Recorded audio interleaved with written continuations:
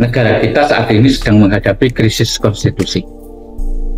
Ini bisa kita lihat drama yang terjadi di DPR RI pada tanggal 21 Agustus 2024 kemarin soal tiba-tiba melaksanakan rapat badan legislatif.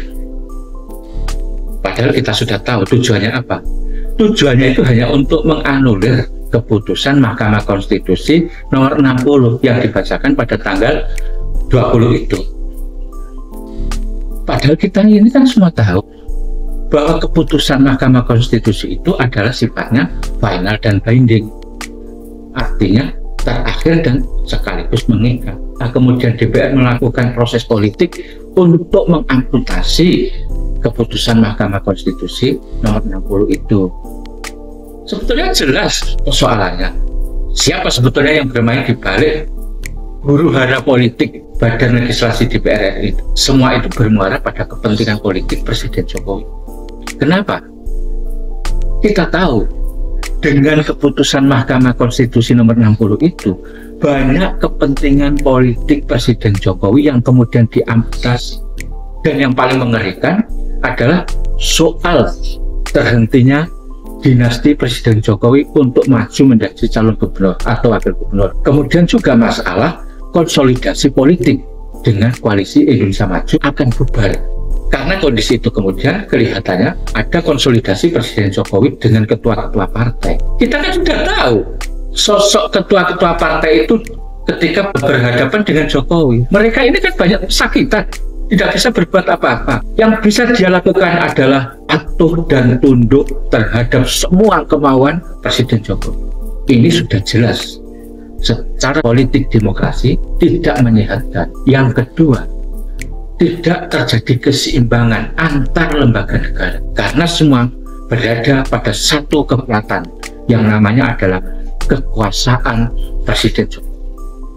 Lantas bagaimana publik menghadapi keputusan badan legislasi DPR RI yang kemarin dilakukan itu jelas-jelas adalah untuk mengamputasi, memangkas keputusan Mahkamah Konstitusi. Tentu saja tidak ada kata lain. Publik, rakyat, dan seluruh elemen harus mengawal keputusan Mahkamah Konstitusi nomor 60 itu dan juga nomor 70. Tujuannya apa?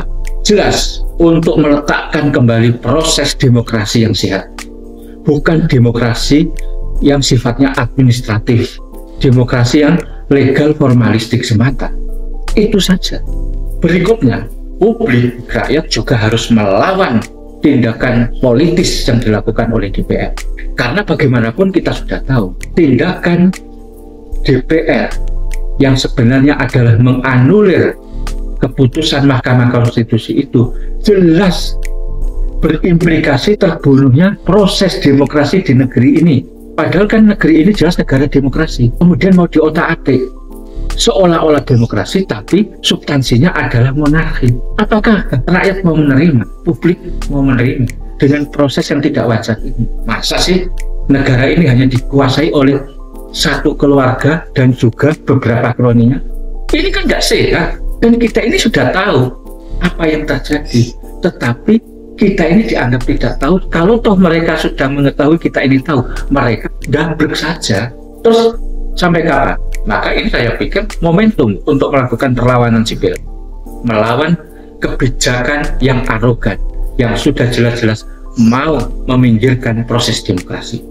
Untuk itu, tuntutan publik, tuntutan rakyat nanti tidak hanya sekedar mengawal keputusan Mahkamah Konstitusi dan juga melawan proses politik DPR RI yang akan menganulir keputusan MK itu. Tetapi kita juga meminta pertanggungjawaban Presiden Jokowi.